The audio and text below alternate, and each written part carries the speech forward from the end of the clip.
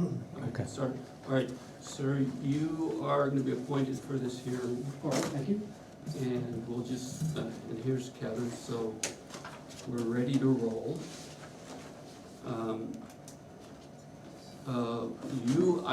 I'm just guessing because I have, based on my Sherlock Holmes ability, you must be from Eversource, am I right? I'm just guessing, okay. And your name is? Dane Darkangelo. Dane Darkangelo, and let's just go around and introduce I'm ourselves. Dave Robbins, Planning and Zoning Administrator. Kevin Sauer. John Stadler, Tim Cook, my name is Rich Brown. okay. So Dane, welcome. Is there anything you'd like to say? Yeah, I mean, I can give a quick spiel of why Sure. I'm here. Sure. So Lyme is on schedule for routine maintenance. We've actually had Asplund in the town doing routine maintenance on non-scenic roads.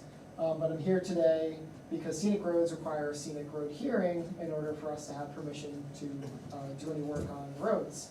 And we have two programs we're running. One is the trimming maintenance, and one is hazard trees.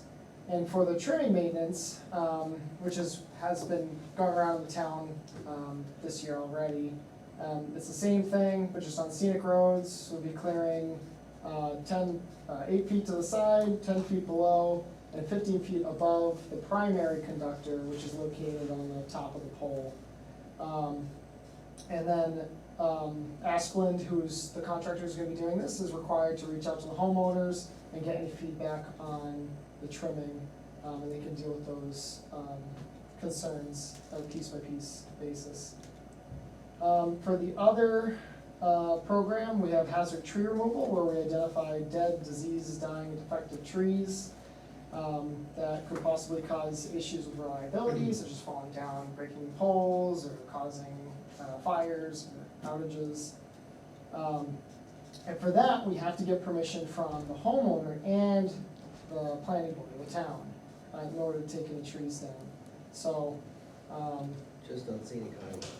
yep, Yeah. scenic roads, yes, and then if it's not in a scenic road, or if it's outside of that scenic road designation, like really onto the homeowner's property and not within the road right of way, then all we require is the property owner's permission to remove the tree. So, Okay. So, David, you sent out all the, I sent out letters to every homeowner who would be affected, that would be affected on the scenic roads. and did we receive any? I've heard no feedback Okay, whatsoever. but I imagine. I'm one of the homeowners, so I came here. We'll Yeah, get some and feedback. so, who's here because of the trees, I guess, if you could just, okay. So, we'll just take a moment and go around and see what, so you're from Eversource, so this is for, you're only doing Eversource, Asplund is only doing Eversource property, As far as I know, Asplund can have other contracts that I'm unaware of, but I mean, for your, but for my purposes, it's Asplund just is, Eversource related. yeah, it'll be Eversource related primarily. So let's, anybody who has comments, just raise your hand and we'll, Maybe you Okay. say your name and resident, yeah, where you road, live. if you will. My name is Pat Super, and I have property on River Road and Brexville Road. I work right along. So I guess what I wanted to know is several months ago, New Hampshire Electrical Cooperative came around and did trimming, and I have their poles going right through my property. And I have a blueberry farm there too, and they go right through them, and they did that a while ago. So my question is are your lines on those same poles, or what would you be doing? They wouldn't be, I don't know exactly the configuration where your property is. You know, so does those wires, they feed a transformer which feeds into your house? Or is that on the roadside? So where are the poles? Are they along the road? No, they go right through my property. Okay, are there wires along the road as well? No, Tim lives right near me. Can you think of where the? There's wires on the river road. Yeah. Yeah, on the river road, And where your mailbox, where your mailbox is, right? But do you pay Pay for your electricity to New Hampshire Co-op or to Eversource? No, New Hampshire Electrical Co-op, that was just how it was when we, back in Okay. 80, That's not PS. 83, we Yeah. bought the property. And, Okay. those lines were already through there, and it was woods then. Yeah. And then back, back then, we cleared the house. Yeah, I thing, don't, and So they already chopped all those, so I'm wondering what yeah, else so would they be done. have a specific right of way for different types of lines that they have to feed other areas. I know Lyme, for the majority of Lyme, Eversource feeds the majority of Lyme.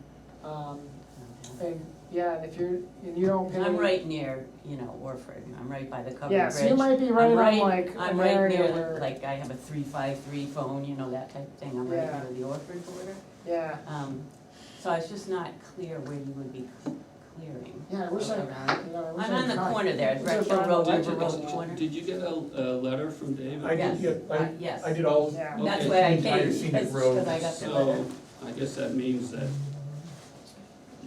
does that mean that she's affected, or does No, it just mean she's on the scenic road? said you're on the scenic road, Yeah. and so I don't know So who this But I was or just the curious exact. if it was gonna affect my property at all.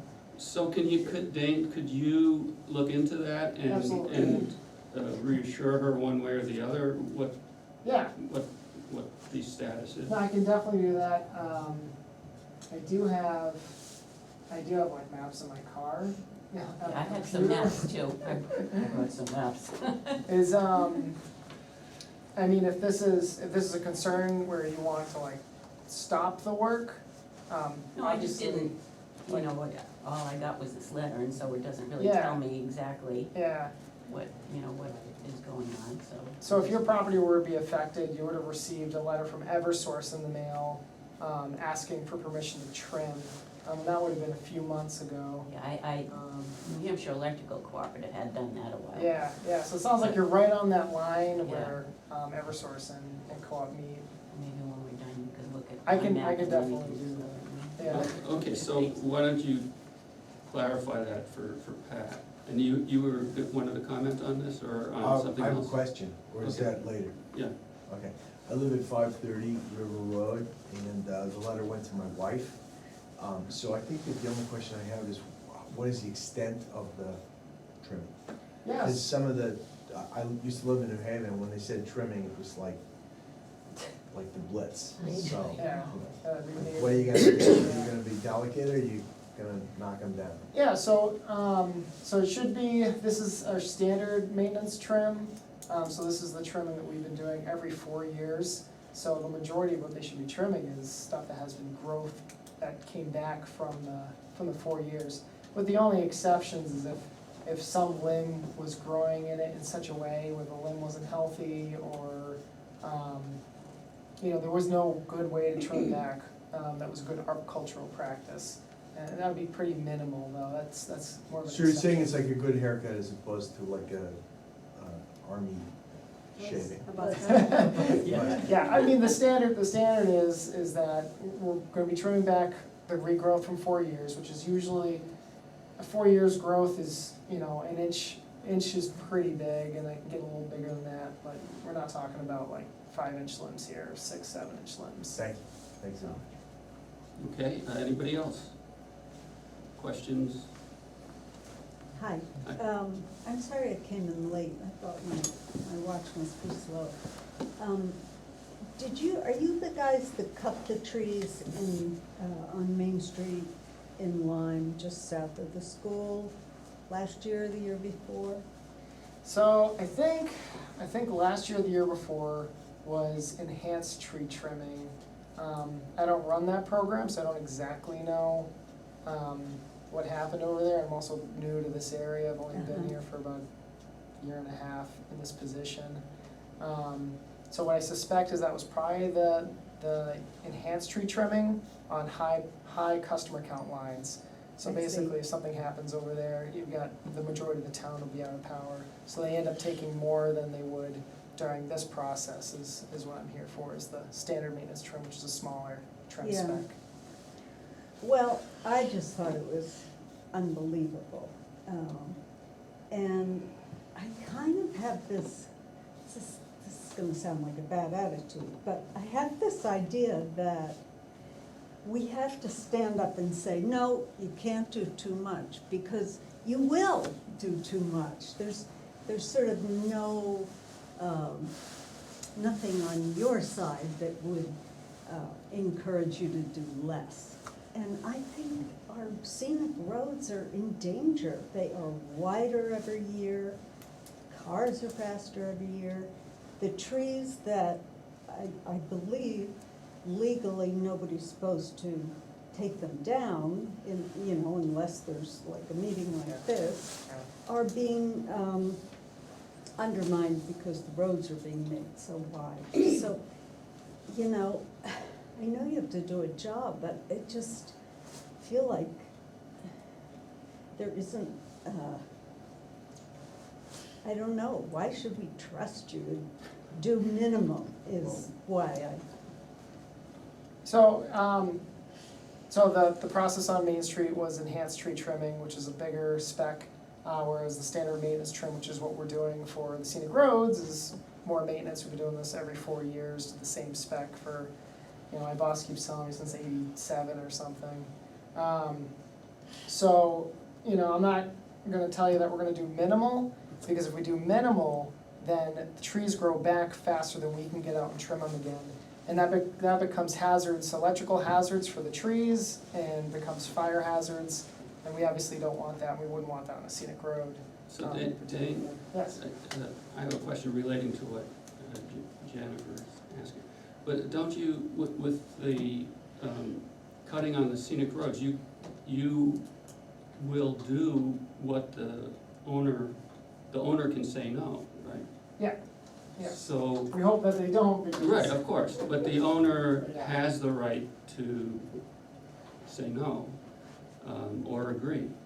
So I think addressing your issue is really up to each of the property owners, on the scenic roads. With the exception that a lot of the scenic road is nobody's frontage. I mean, somebody owns it, but, you know, nobody's looking at it. And I think the whole town has an interest in maintaining the scenic roads, not just the property owner. I do, I care about Washburn Hill, even though I don't live there. Yeah, I know what you're saying, I yeah. suspect, I mean, I have the sort of the same feeling that you do. I feel like I live off of Washburn Hill, and I feel like it gets wider and wider. I don't suspect it's an Eversource problem. Well, I no. feel like it's like a town plowing, and they're marking different trees that I feel like it erodes more as they whack more trees down. I don't think it's an Eversource thing, but I hear what you're saying, that it's sort of, that's probably why some people are more nervous about you guys doing things, because for whatever reason, I think a lot of the scenic roads do seem to be getting wider and wider and wider. So, I agree with that. Is your schedule, like where you're gonna be doing this in different parts, so that we could stand outside and like look at you do it? I can definitely give you my number, and we can touch base, and I can have Aspen contact you before they come out to trim your property, if that's, Okay, yeah, if that's something. so how do I do Okay. that? I thought you'd say that. Yeah, if you don't mind, I'll put my cell phone number on the card, and also the notice has my contact information on it too, Okay. but I will. Oh, no, I think Wife that. only lets me read the letters after midnight, so. well, it's not the notice I sent out, it would be the notice that they sent to all the It landowners. has it? Yeah, the one that they sent to all the landowners, not the one I sent out. That is my cell phone, which is the better number to reach me at. Thank you, Bud, thank you. Yeah, no problem. Okay, any other questions or comments? Please. So, my name is Katie Santon, and I live on Acorn Hill Road. And so the contractor has been out to our home, and there's like 4 trees that they're taking on Acorn Hill Road by our property. He didn't mention about like pruning or trimming other trees. So is that something that you're doing as well on, where my property is? Yeah, so there's, I'm sorry, I don't mean to interrupt you if you're. No, that's fine. Okay, so there's 2 programs, there's the hazard tree program, and then there's the trimming program. And the hazard tree program, that was Dan Gelina who came out to identify those trees and ask you if they Yeah. could take them down. That was for the hazard tree program. For the trimming program, a letter should have went out. Did you receive that I letter in got the a mail? letter from the town saying that this was, For this hearing, okay. for this hearing, but when they came out to talk to us about the 4 trees that they are Yeah. taking down, they didn't mention about trimming, so I was kinda curious, I hear other, people have concerns about the trimming of the trees, is that happening near our property too? or- Yes, it would be, they're on the same schedule, so the hazard tree and the trimming would happen this year as well, so. And how much of the trimming? So the trimming, at the top of the pole is a primary conductor, which is the high voltage wire, which like causes the outages essentially. And from that wire, it would be 15 feet above it, 8 feet to the side, and 10 feet below. I did include, is this, I didn't make copies to send that out, no. okay. If you wanna look at this, and then I can show everybody briefly. I'll show the planning board too before I hand it over, Hang on a but, second, don't go away. yeah. Well, that's good, yeah. I hate these things, but sometimes they're useful. You guys should I have do have a copy of that. You should have a copy of Yeah, this. we're good with it. Okay. Yeah. And then, I'll have you guys look at, if anyone wants to look at it, just pass it around. It's a little better visual. And like I said, this is something that we're just maintaining a previous trimming area that we've done, every 4 years, so.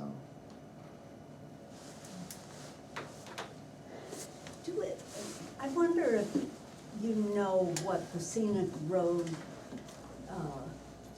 regulation includes that we passed, the town passed for these particular roads. Do we know? I've Yeah. never known what's in it. It's 231, 158, and I can read it to you, but we'll all fall asleep. Yeah, no, But would you, you're not supposed to cut trees is the only thing I know.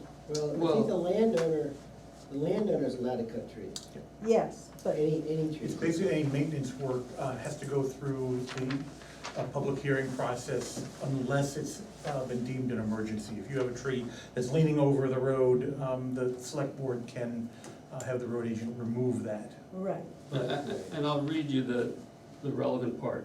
Essentially, blah, blah, blah, shall not involve the cutting, damage, or removal of trees or their tearing down or destruction of stone walls or portions thereof, except with the prior written consent of the planning board or any other official municipal body designated by meeting to implement the provisions of this subdivision, Yeah, et cetera, et cetera. And also, if I might add, the size of tree that's designated, I think I know it's about 14 inches. It's a circumference of 15 inches or more at a point 4 feet from Yeah, the ground. and that's about that wide.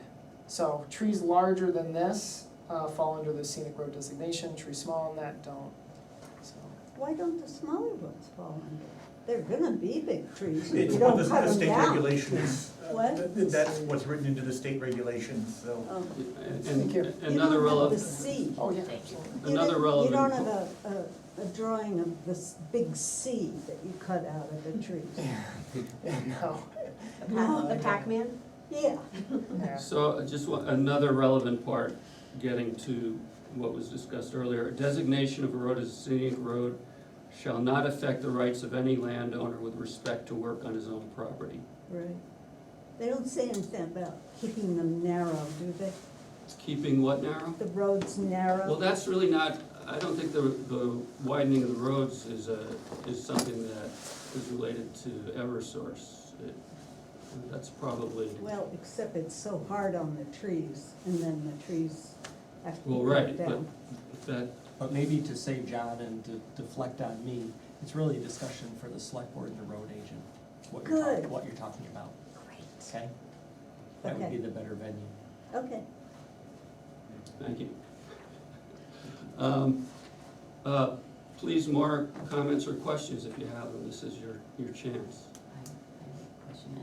So if I haven't heard from anybody, then that means they're not cutting anything? You should, I'm just I gonna just got the double letter you double sent, check to but- make sure, I don't wanna tell you that you know, you won't, and then all of a sudden you do, so I wanna make sure that, you're on. Can you tell me where the, at that end of, do you know where I'm talking about, where Yeah. road breakfast go?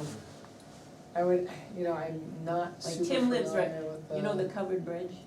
Are you familiar with the area? I'm not terribly familiar. Well, you have, Tim lives on one side of the covered bridge and they have Eversource, I live on the other side and I have New Hampshire Electrical Cooperative. Yeah, So does that mean, so yeah, I mean, I if don't- that's, I don't know where that's who- your if lines that's who you're go. paying your bill to, it's likely that if we did have any wires near your property, it'd be very minimal. okay, That's that's what I like didn't maybe just like understand one what end you of your had. property, cause if they're the ones who are supplying you with electricity, then it's Yeah. their wires that are near your property. But I do wanna check, just to give you peace of mind though. Yeah, so Dane, why don't you check and give Pat a call and Yeah, let her know? yeah, if you wanna write your number, I can just give you a card. Thank you. So from a process perspective, for the hazard trees, do they get marked ahead of time, so at least the landowner can see? Yeah, they should be marked with, either orange flagging or white, blue They checker. put the checker, The checker. I know they've been around on River Road. Yeah, so probably the white and blue checkered is most prevalent. Those are the We hazards. just had a transition between colored and flagging, so. The homeowner is gonna have a different form that they signed to allow us to cut the tree down. So even if you here today approve what I have on the table, it doesn't mean we can cut down unless the homeowner explicitly approves for the work we wanna do for taking a hazard tree down. Okay, anybody else?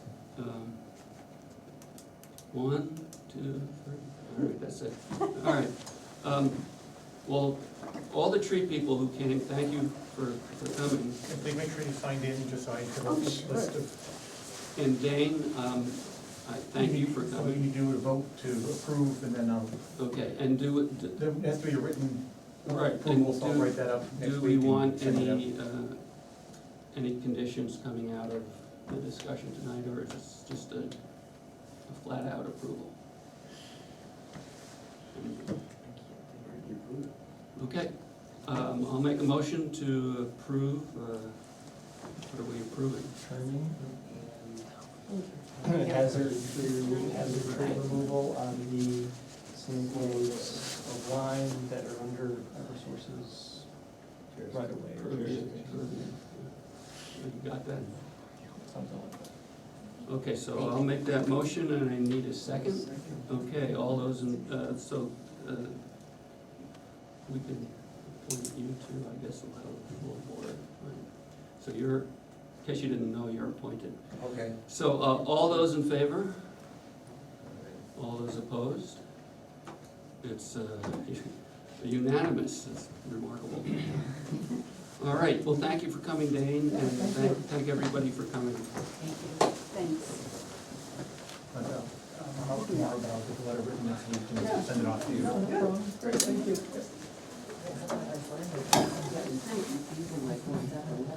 Yeah. So the town of Lyme is kind of like an island for us, it's surrounded by Yeah. co-op, so there's like little parts of it that we don't serve. Kind of weird, I wasn't quite sure. But I try to be more safe than sorry, so I'd say that everybody on the scenic roads, you know, is Yeah. affected, and even if we only service part of them.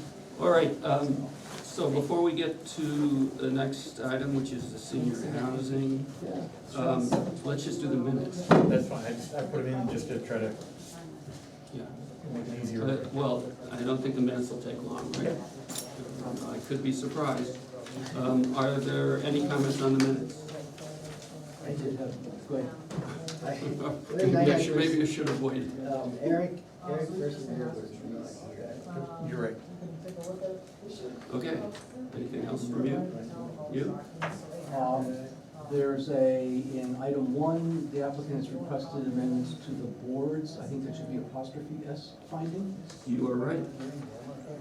And then, someplace at the end of the senior housing discussion, I'd like to have something mentioned to the effect that Rich Brown produced and distributed to board members a memo about 10 goals for senior housing. That memo is attached to these minutes. I'll give this to you, David. What was not discussed at the meeting, instead John Statler asked for specific language for senior housing amendments. And, can I just take a picture of this one? Sure. And then that way I don't have to pause.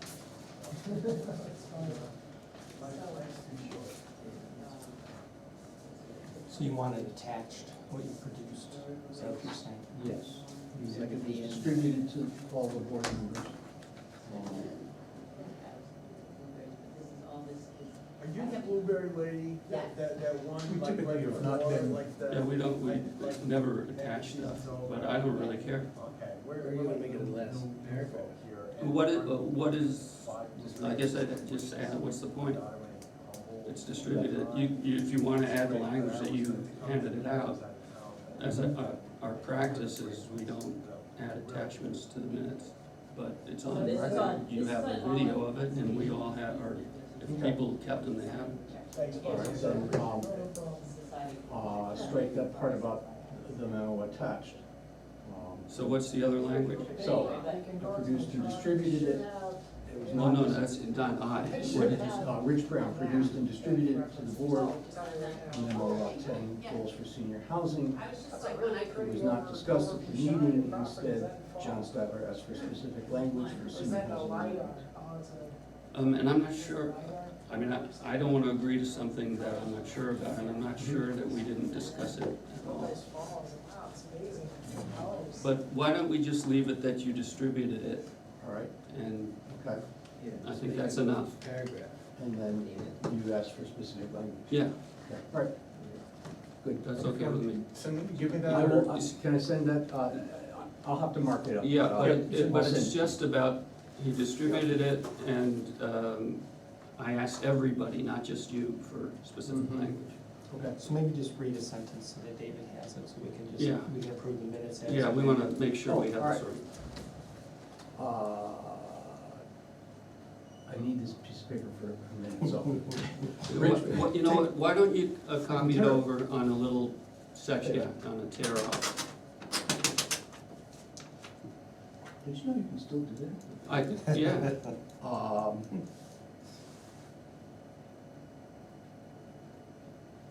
and then just read it out so we're all agreed about what's going on. Tell you what, And I'll thank you throw for your the wall to patience. David. This usually takes like 1 minute.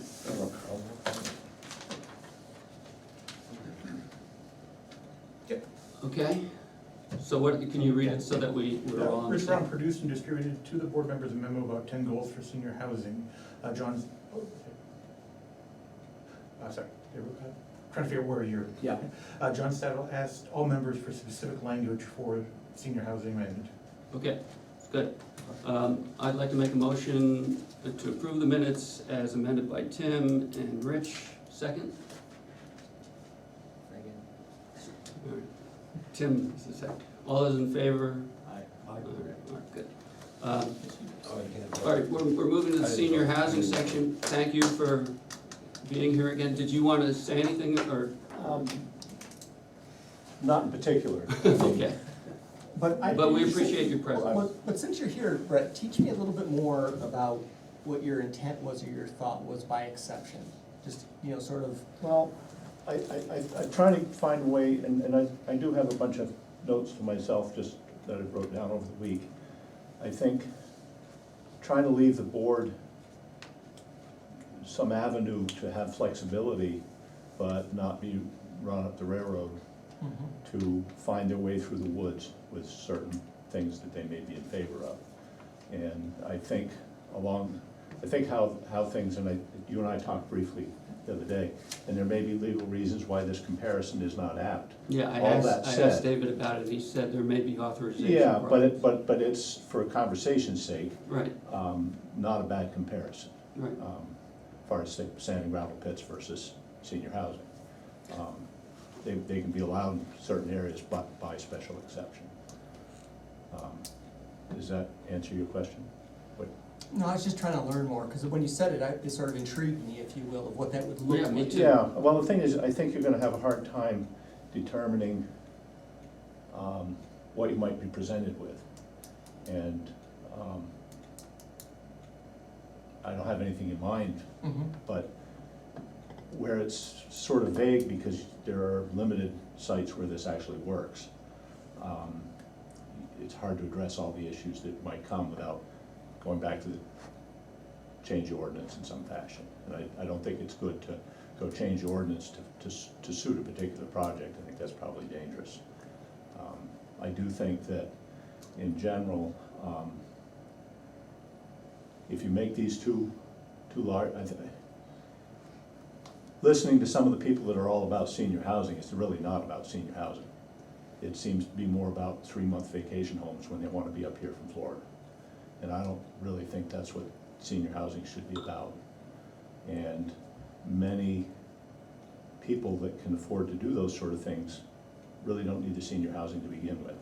So you come back to a little bit what we talked about, smaller units, they probably won't want to live in a 800 to 1,200 square foot unit anyway. So you can't discriminate, but you can certainly make things less appealing. And I think that, Well, you know, actually with senior housing, if it's dedicated, I don't wanna use the word discriminate, but you can, if it's dedicated senior housing, you can exclude generations, non-seniors. non-seniors. Right, and but how we- do you deal with a guy that's 65, 70 years old and he wants to be in Lyme 2 months out of the year? And he signs up, does whatever he wants to do, lives in Florida, comes up here on vacations. And I'm not sure that that's really giving somebody a vacation home is the intent of No, senior it's not the housing. intent. But I can tell you that some of the people that are in favor of senior housing, it's exactly what they want. So tell me more about what you mean by that. I'm trying not to be dense here. If somebody wanted a vacation home here, I'm not gonna single. name No, people no, I don't off, want you to name names, But but I mean, the what? thing of it is I've had conversation with Mhm. a couple of different people where they don't wanna pay the high taxes on their house, but they wanna keep a foot in town. And, you know, when they wanna be here, they'll come back to this little oasis that is called senior housing and be on their way again. And I think if you're gonna have senior housing, it's gonna have a bit of a tendency or it should have, to help those people that might really need that sort of housing and help. So And what would make it, if they had the wherewithal to live in Florida most of the year? I don't know what their reasoning is, but I can tell you that's what, I've listened to this. And that's what, they said. what are the characteristics of senior housing that would cause them to be really excited about having a place? I think they're using it as a mechanism to build condos that they happen to wanna live in. Okay, so it's, And I think that it's important, if you're gonna have senior housing, that it not be used for the crutch to get to a different means, different place. so it's the condo part, it's the congregate housing, it's the multiple I apartments. use that word merely for description of Sure, the sure, sure. situation. But it's multiple units clustered close together under the rubric, under the name of senior housing that concerns you? No, it's the use that concerns me. If we're gonna help, Okay, I hate to say ordinary people in town, sure, I mean, I'll accept that. they're likely not gonna be able to afford to go to Florida. Right, but Brett, if we create affordable housing for seniors, I don't know how The only way you keep can somebody. keep the well-to-do from renting them Right, is exactly. build it so that that well-to-do doesn't wanna live there. And Yeah, you okay. do that by controlling size of the unit, Mhm.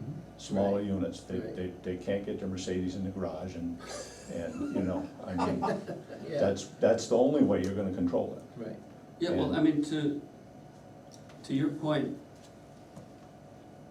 my interest in this came out of, you were there, at the Aging in Place meetings. And what I came away with was that there were, for Lyme, a significant number of people who were really concerned about downsizing as they got older. And for the most part, this is my opinion, my recollection, Most people there wanted to be able to be in the middle of things, but to have a real senior housing project that, where they could, you know, get away and have some quiet. And I think that's accurate, Yeah. okay? But the problem you're gonna have, I know, I hear what you're okay, saying. so only way you can prevent that is to have it, and it doesn't mean it has to be a dismal place to live or anything like that. No, But you have to make it so that it's not attractive to somebody who would rather live in, you know, well, I mean, I don't know whether I'd use those exact words, but I think the words I would use is that first of all, on a practical level, it's not gonna be viable for the average size of the units to be too large. It's just too challenging as it is, so it's finding a balance of it being I would tend. a reasonable usage, but small enough to make it affordable. So, There was a conversation where somebody was prepared to drop $3 million to build 6 units and call it senior housing. where? You Here? know, it's not gonna happen. Oh, But I'm just saying, that is what you need to be careful of, because that will not solve what I agree with you is a senior housing conversation issue. Right. yeah. Yeah, because there's a lot of seniors, I think, that probably maybe can't afford more than $300,000 at the most. Yeah, And so they can't but, afford to go to but Kendall because. they will get, you know, somebody, many years ago, somebody came to town and was buying some land. And there was some conversation, I don't remember exactly how it all went, but the gist of it is somebody was unhappy that the land cost so much that people couldn't stay here. And the response to the person coming into town was, well, then charge us less when we come. Right. That's And, right. you know, that was the gist of it. And, Right. you know, if, you have to build something that's directed to the people that you're trying to help, or it will be overtaken by others. Right. And I don't think you can have any individual ownership within what you may choose to have for senior housing, because you'll lose control of it. So what do you mean? Well, I think you have to have a complex where you have a common landlord, common ownership of the unit, the building, so that people can come and go pretty easily, because they don't have to worry about market values and everything else. They'll pay for the time that they're there, but, So they'll rent it essentially. yes, Right. yeah. Right. And I think you have to probably build it again so that fits the pocketbook. Right, People very low on the spectrum, it's not gonna work, right. Well, but, maybe to make it affordable, it's gonna have to be fairly basic in the sense that there's not gonna be granite countertops and there's not gonna be all this right. stuff, so maybe just the people you're talking about that have the money, maybe they. But I think afford as a that. board, you have to think about, you know, you can't sit here and say you can't have granite countertops, but you No. can sit here and say how big the unit would be. Well, I mean, one of the things, I went through not all, but many of the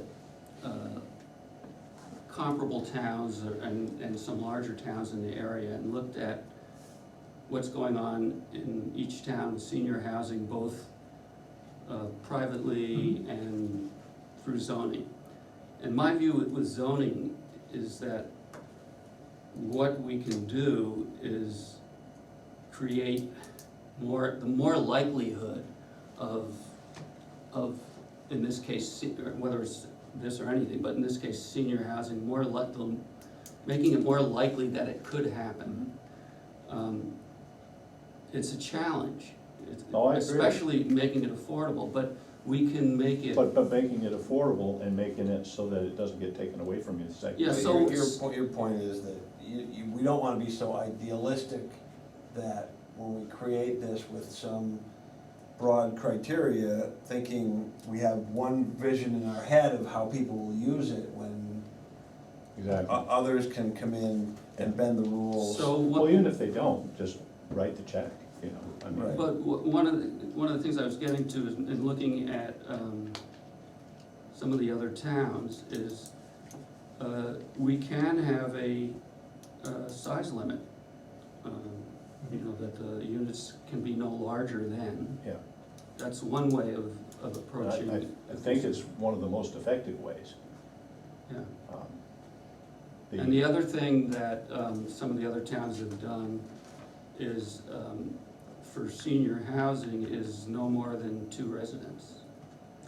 Okay, so there was a bunch of conversation about what happens when the other half of the family comes to visit and so on and so forth. And I think you don't do any multi-generational housing, because that's essentially where you start sliding into that. What I This do is when my seniors. family comes is I tell them to stay at Lyme theirs. is down the road. I said, don't come near me. But I don't think you can do multi-generational. I don't think you can have accommodations for the other half of the family. Well, You can have Yeah, like one- a 2-bedroom unit, and then that's easy enough to qualify in your zoning. Right. But the real issue is to have a primary bedroom and a caretaker's bedroom. And, you know, But then you're bumping up against space, you know. well, you are, but, So you you can know, have there's two- 750 square foot house in 2 bedrooms works as an affordable building. A little bit, when you try to put in handicap, a good handicap Which you would. bedroom, a bathroom, and a bedroom big enough so people can get around and help somebody in their old age, 750 is a little small. Then it's a little small. but- And without laying it out, 1,000 feet might do it, because it doesn't take much more. But, so I'm thinking 1,000 to 1,200 feet. And 1 floor, obviously, everything. would be Primary, one yeah, floor. well, yeah, and I mean, you Well, can have the Unless you're gonna have conversation. an elevator, which you don't wanna. Well, then how do you get That these makes people it out of cost fire, for elevators. irrespective of what That the code becomes is? cost You prohibitive. know, I mean, I priced elevators, and you can get an elevator for $50,000. A real elevator, ADA. all that. Installed? Yep, Wow. Yeah, but yep. the, I mean, the that's the ballpark. It Yeah. might be 55 now, because I haven't looked in a Yeah. couple of years. So, That's a lot. I wanna ask the same question of the board members, John, that you asked the audience last time. If we had a successful ordinance, if we had a really successful senior housing provision in our ordinance, what would it look like? Paint me a picture. I'm not painting you a picture, that's what we're That's doing. what we're trying to. We're trying to discover, and it's a joint effort. Yeah, So I'm not, I don't have the answer yet. okay. Would it, I mean, there's some sense of limiting unit sizes. Yeah, that- we're Just to discussing that. prevent it from being attractive, We're discussing that. yeah, There's some sense of it, yeah, I think that's accurate. okay. How many, if we were really successful, how many senior housing developments would we have in Well, town? Rich, I'm not gonna, you tell me, you're asking the questions, I don't have an answer. You tell me, what do you Yeah, think? What, what would you think? No, I'm was asking you, successful? what do you think? Why don't you have an answer? Because I don't have it, I'm telling you, I don't know, this is the All right. process. All right, Why don't you have an answer? I do. Okay, go ahead. Then don't ask me the question, you tell me what you think.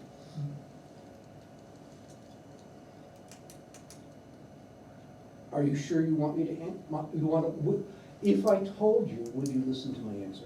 I absolutely will listen, I won't necessarily agree with it, but I will absolutely listen. If there were market demand between 1 and, I don't know, 10 senior housing developments, Oh, 10. One, you mean like up to 10 developments in town? I mean, why not? Why, how many, I mean, It's the what's? first what's I'm a- hearing about it. I think the premise really is the market demand part that you're asking about, right? And so I don't know if we as a board have a real feel for what that market demand is. Mhm, mhm. I do. How- No, because it seems like that's the question. Well, maybe it is. And what would the limit be? Where would we say 3 is plenty, 3 what? senior housing developments? But from a planning board's perspective, I'm not so sure Yeah, that we would. We're not We don't do limiting, that. we're. you can't have a zoning ordinance that says we're only gonna allow 1 project, Yeah, even if that's it right. meets the rules. That's Right, not what it we're doesn't doing. work that way. Yeah. What I see we're doing is attempting to enable the greater likelihood of Mhm. these types of development. Mhm. We're not putting a numerical limit on them. Okay, so if there were market demand, would 10 be good? I don't know. Okay. 10 units? 10 development. 10 projects, it seems pretty, Depends how big they are. pretty ambitious. I mean, that seems unlikely to me, It's me But- too. you know, I would be happy, you know, I mean, I'll give you a simple answer, seriously. If we could get one, that'd be a great start. I If- mean, we don't have anything. If yet. somebody came up with a successful model, if we said size, you know, and people understand the idea of design, and let's say somebody came up with a model that was feasible, and you did 4 units, and it was replicable, where you'd have 4 units in an area, and, you know, personally, if that worked, I don't see why you couldn't have a half a dozen or 10 of those. Conceivably. You know, now, would we want one with 25 units and then have 10 of those? Well, those are two really different, those are two entirely different scenarios. So, I think a lot of it is scale. Some of it is some basic design criteria so that it actually is conducive for seniors and it's harder to abuse, which is your point. And I agree, I think, you know, 1,000, 1,200, you know, if you think of a typical senior where you want affordable housing, they don't want big, they don't want extravagant, they want it basically on one floor, they wanna be around other seniors, probably, or at least some other services, so that if somebody's got a caretaker and one of their caretakers gets delayed somewhere, the other one can help out and those kinds of things. So having some kind of, whatever it is, you know, shared footprint, is desirable, and I don't think you need to go a lot beyond that. The question then is, you know, what is the incentive? And if you make the incentive too juicy, then people are gonna wanna abuse it. But if it's simply to say, we have this thing called senior housing, we do want it, we have a way to get it, I think by exception, rather than just making it so that anybody can do anything, and then all of a sudden we go, oops, that's not what we wanted. Well, I'm not sure we can do it by exception. I mean, I think, let me address that. Zoning Board of Adjustment they're basically there to say where the zoning ordinance is being unfair to a particular landowner for some particular reason, or a special exception. Those are things that have been written into the ordinance that says, we understand that the ordinance can't be perfect. And so there are existing things that we can address in the ordinance. So if you, Individual case. but on an individual case. A simple Right, thing you is, don't I wanna have, be too prescriptive in the ordinance. but you know, you have a case where somebody has a building that was built pre-zoning, their lot was pre-zoning, their lot is undersized for what the zoning requires. It gives them the ability to get relief for expansion that they would not necessarily be allowed under the zoning. Whereas senior housing is kind of something that is going beyond that, where it's saying, you're not allowing something that is basically a right to everybody else, but you can't because the It's like, nature of it's your like, lot. it's like there's an affordable housing article, there's these specific articles in there, which is why I wrote that draft the way I did, because it's different than the rest of the ordinance. And it's site plan review. Right. Well, that's where site plan review gives the planning board the authority to make some of the same decisions that the zoning board could make under special exceptions Right, for so different reasons. I was really intrigued with what you said, and then I talked to David about it, and then I started to think about it, and in a sense, for good or for bad, I think this approach with the site plan review is kind of similar, except you get, Well, the site plan review is, this isn't intended to be a negative no, statement. please. But the site plan review gives you enough control over a situation that you could have a project that you just, for reasons in the ordinance, I don't mean in an arbitrary fashion, this doesn't work. And you can deny something that you don't feel belongs where it's supposed to be based on your site plan review. Well, you know, to a degree, I mean. No, I mean, I'm not it's suggesting you kind of- can't read the It's kind of a ordinance. blunt instrument, Yeah. but to a degree, we could. And actually, it's the same thing with special exceptions, at least from my point of view, is there, and correct me if I'm wrong, but it's almost presumptive, often, you know, with special exceptions, unless, you know, there's a long list of qualifications. 14. Yeah, so, I mean, it can be turned down, but, I don't know, special exceptions, Generally, special exceptions, as long as it's not outrageous. as long as it's not outrageous. The last one that got turned down, they wanted to have a very narrow lot. They were expanding well beyond what really would have been proper. They're coming within 3 feet of the property line. Their neighbor's house was right next to that. Something very And clear. part of the requirement, basic gist of it is, the development that you wanna do can't be located anywhere else. And they couldn't prove, well, they didn't show up to defend their, but that's beside what, the board looked at it and said, we can see that there could be other places. And since they weren't there to defend it, the board- So, I mean, I'm thinking that, you know, that doesn't seem to be a practical avenue. I thought it was a good Well, idea. it's a stab in the dark. Yeah, I would think it was a good idea, but I'm not so sure that the site plan review is any better or worse than that. I agree. So what I'd like to do, and I'd like us all to participate, is, and Rich, we have your thing, and I'll get to that, but just go over some general ideas and have everybody just say yes, no, or I'm not sure, okay? This is what I kinda looked at as different possibilities. We started off looking at the Lyme Common Zoning District. And I was talking to David about this past week.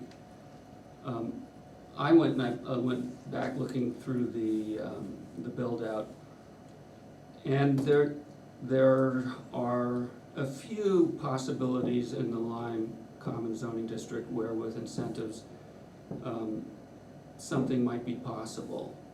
We don't know for sure, because it was a general build-out and we're making, you know, pretty broad guesses. But the other possibility that I was talking with David about is we didn't include properties that were only partially within the district. And when we were going over properties that were only partially within the district, there were more possibilities. Now, my takeaway was that not everybody, but by and large, the people who are interested in this really wanted to be in the common area. And that's my opinion as well. Yeah. And I agree with that. And I don't want us to talk about specifics of it, it's not my game, so to speak. But somebody came to me to discuss, let's say. And, you know, if you guys make something work of all of this, certainly nothing's gonna happen next week.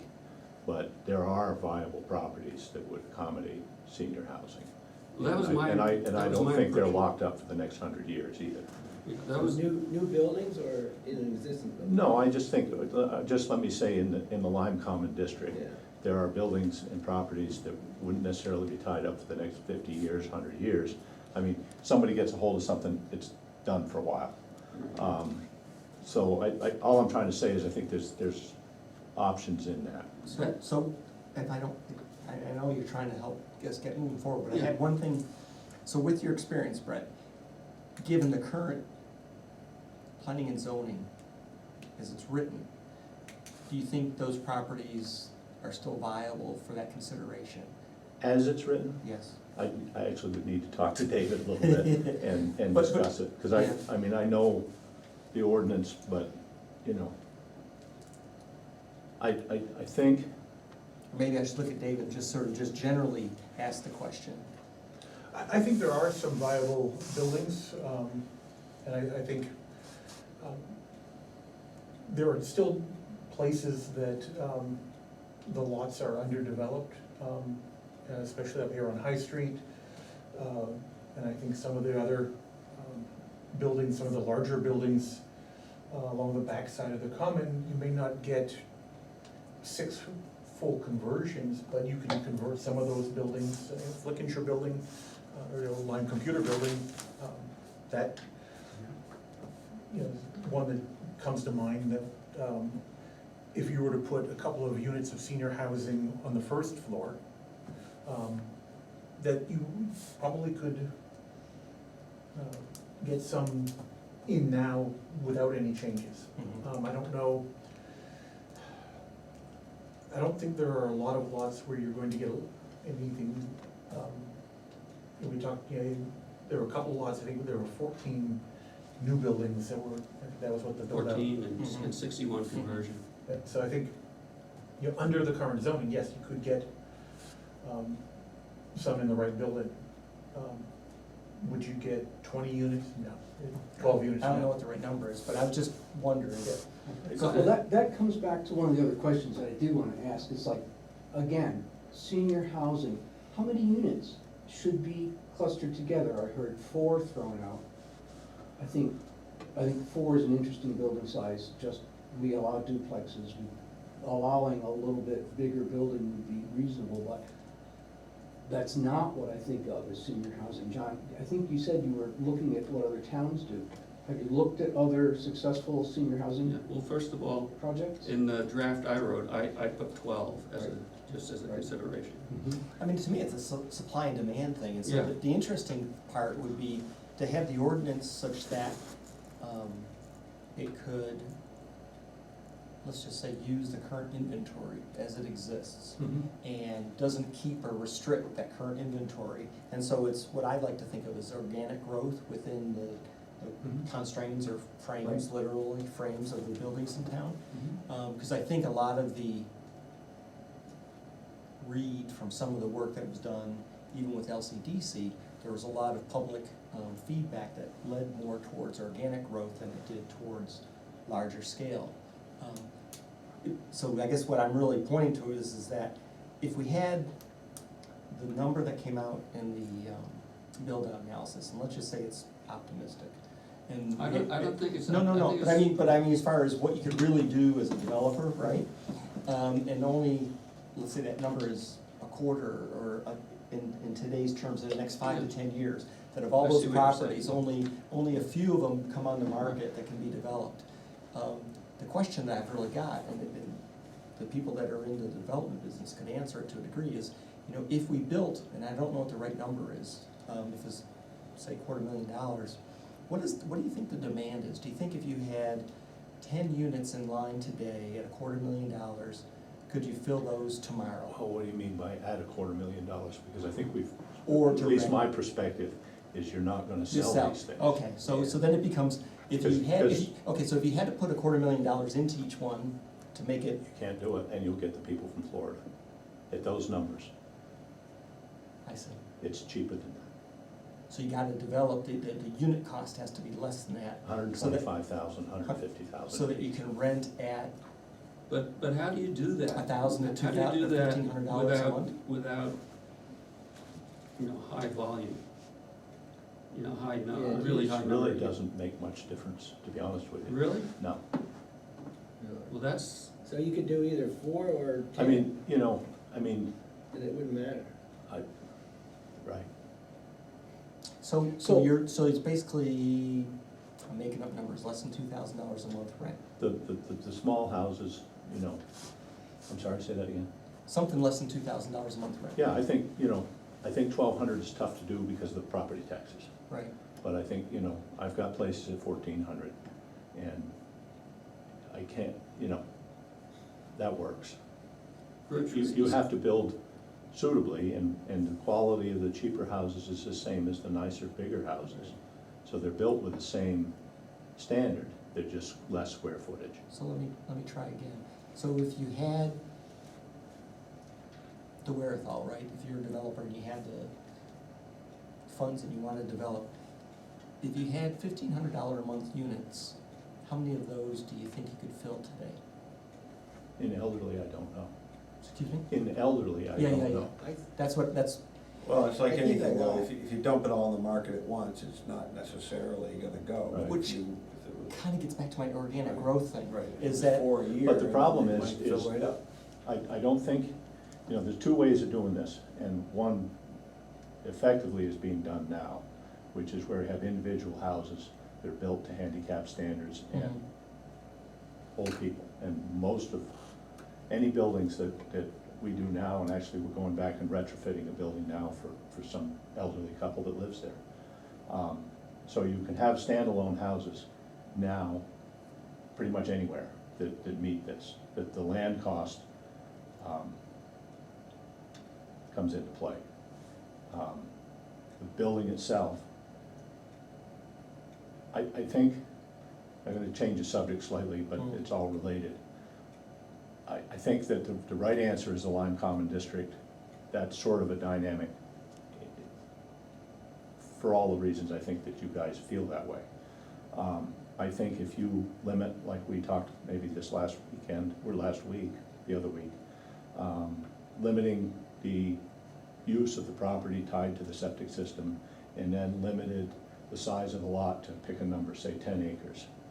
You have a couple things that come into play. You can only get so much sewage on a 10-acre parcel. So you've prevented the Kendall from coming to town.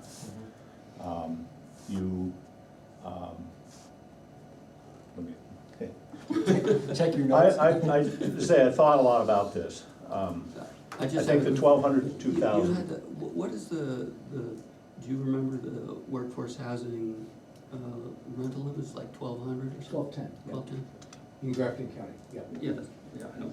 Right, I Sibley think County, you- we're in. It's the only one to worry about. I think you hit the key factor when you said land cost, because I think that goes to units per lot, or units per whatever, because that's what pulls the But if you have- overall cost and the rent down, so that people can do it. So Yeah. that's why I was throwing out, for example, a 4, because if you buy the land and you put 1 unit or 2 units, the land price is gonna kill you. Yeah.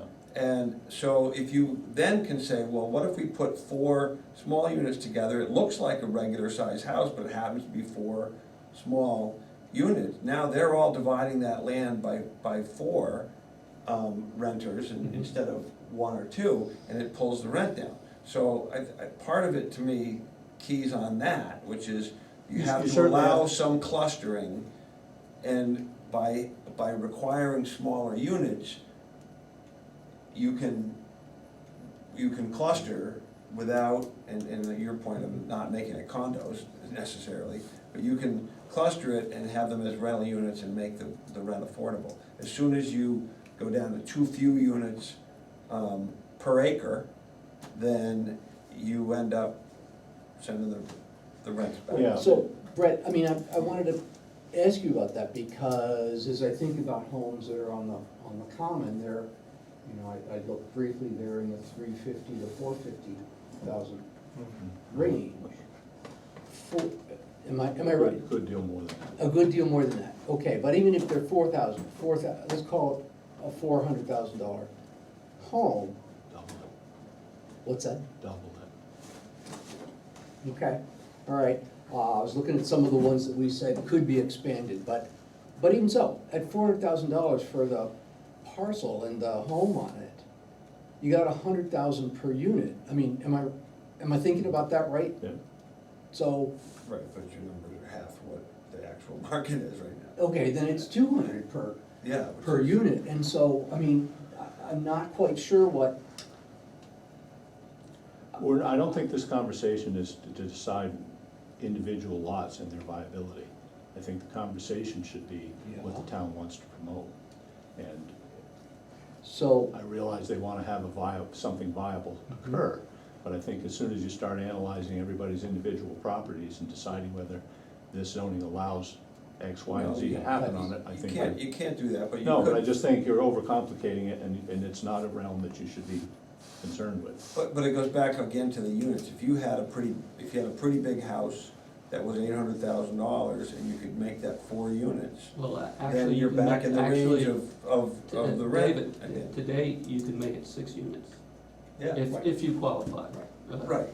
So, but I think it's sort of Mhm. partly to your point, but it also Right. goes back to the, when you allow it and you break up the land price, the fixed land price across more units, then then you get back down into the range of rents that you're talking about. Some of them you could do tomorrow with a house out here if somebody Right. was willing to do that. You know, Others, if you're going to say, 1,200 square foot, it's bigger than what would be allowed as an accessory dwelling unit, and somebody who owns a piece of property with a house on it that has enough space and enough septic for an additional unit might say, hey, I just wanna do one to help bring down my overall cost, bring in rent for, But is that really, you're now talking essentially about a duplex.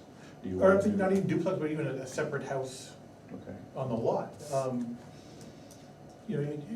The problem is that seniors are looking for smaller places to downsize to around the Lyme Common. And, nobody has defined exactly from that community what exactly they want. Well, and I That's- don't really expect them to, because there are a lot of different, Well, I mean, I've talked to several of the people that came to the meeting, yeah, so have I. and, oh, good. Yeah. What did they say? Well, you tell me. John, Just go ahead, Rich, I don't wanna be interviewed by you. Go ahead, you have I'm something to curious say. as to what they said. They said they would be keeping in touch and letting me know what they thought as the meetings went along. Okay, so I spoke to, as I say, I spoke to a couple of people. One said 24 units, small homes, well, I'm sorry, 15 to 24 homes grouped together as a neighborhood, clustering for community. Wait a second, start again? 15 to 24 homes grouped together to create a neighborhood. So a neighborhood, Yeah, right, clustered for community, for shared services, for shared transportation. so that would be 24 buildings? 24 units, they could be apartments, Okay, They so could be- could be 24 apartments. right, right. Or individual. Individual small cottages, houses. right, Right. right. Somebody else, smallish units, 1 or 2 bedrooms, 1,000 to 1,500 square feet. People want a private space where they can live and cook Right. and be, but they also want public space so that they can hang out with other people. It's important to cluster units. Parishioners came up a couple times, just that they could visit a bunch of people with one guy. It was clear to this person that Lyme's ordinance prohibits senior housing today because builders can't put multiple apartments or condos into a building. And it's also challenging to convert homes into multiple units because making them handicap accessible is very expensive. Yeah, So, so, I mean, so those are the, yeah, and that's why we're trying to come up with a solution. And people have different opinions. One person wanted 24 units and the other wanted 1,000 to 1,500. I don't wanna go into this is backwards. It's, What I'd like to do, if you'll permit, is to guide the conversation towards actually getting away from philosophy and picking a direction. I started with an article. I'd like guidance from the board as to what they think. You did write up something, and I think we should go over that, but I'd like to get input, and let's get out of vagueness. First of all, to your point, does the board feel that we need incentives? I mean, my feeling is, I think I'd like to concentrate on the Lyme Common Zoning District. I'm open to considering including properties that are not fully within the district, but I'm open to not doing that. does the board, do people on the board feel that we need incentives for, and I'll include you in this, even though you're not on the board, the people who are in this room feel that incentives are needed to make senior housing viable in the central area here? And that really, to make my thinking visible, that was a lot of what I was trying to bring out of the conversation that we had earlier. I was trying to get a sense for that point exactly. My sense is that we probably do need incentives. I think we do, I mean, yeah. I don't, I'm having a So, hard time. one at a time. Well, what do you mean by incentive? That's what I want. That, you know, right now, for instance, you could convert something to 6 units. Are you talking about incentives in permission to allow, or are you talking about some sort of financial incentive? Oh, no, Okay, you know, good. if it's But I don't financial think you- incentives, that I don't has to think be you wanna done go there. privately, we can't do that. No, but yeah, okay. There are We two agree. approaches We agree. in all the surrounding towns, it's either through zoning Yeah, or through private, private group that undertakes the process. Like Twin Pines. So in terms of, you know, an example of an incentive is instead of 6 units, I wrote it up as 12, but it could be 8 units, it could be 10. I picked 12, you know, somewhat arbitrarily, because it was just a starting point. so could I, Please. sort of my thoughts that I laid out through the Yes, week? absolutely. Okay, and we've talked about it with the 1,200 to 2,000 K target for rentals, and we talked about square footage. Set it up so they can't be transferred from the base property, they can't be sold as condos. I think if you pick a lot size, maybe 10 acres. So I just wanna, Yeah. do you mind if I? Absolutely. So when you say make it so they can't be sold as condos, I don't think we can do that legally. Well, you can't, can you have you can't subdivide I guess it's subdivided as soon as it becomes a rental, but there's something in there about associations and condos, isn't there? I don't know. I'd have to look back, I think that it could be, there's nothing in the ordinance Because that I prevents. think you there's from- something that's, you know, I seem to remember some verbiage about having to go to the planning board. I think Berkshire Apartments, they were individual apartments, If but you're, they had to come before the town to be converted to condos. yes, you do have, Rich Right. Okay, did that. so to there is a convert the mechanism two- possibly to prevent them from becoming condos and sold in. Well, I don't know. think you can, I think that the state law says as long as you're not changing the use, you can convert them to Can an condominiums. approval be given as a condition of the approval that they won't be converted? I think that may be, I'd have to check with town council on that one, but maybe if you're going to dedicate it as senior housing. We'll approve this, but, yeah. It can be approved, but If it- Yeah, if it's senior housing. Okay. As I've mentioned a couple times, the septic system being the limiting factor to how many units you can put on a given lot. Well, then a guy walks up with 300 acres. So what you do is you say something like 10-acre lot. There aren't very many 10-acre lots in the Lyme Common District anyway. So if you picked a number, whatever you chose it to be, limited the number of units to the size of the septic system, that the math is going to tell the story.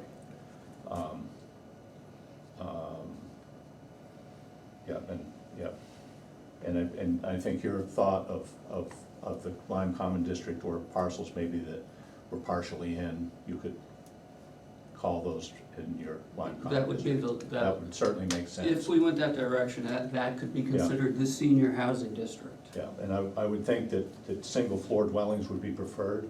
I realize they make elevators, but they shut them off when the building's on fire. And I think if you have half a dozen senior units on a second floor, I'm not sure this town's prepared to get them out if the building catches fire. I think there's safety code issues and so forth that reason suggests these should be primarily one floor, single floor dwellings. That presents its own problems, but there are places in town that this could still occur. Well, and, you know, the other thought in terms of that, and this is just, we had spoken at one point that if there was senior housing might have provisions for mixed use. In Yeah. which case, if there is a second floor, the mixed use, you know, if there's a hairdresser or whatever, Yeah, that could be on the second floor.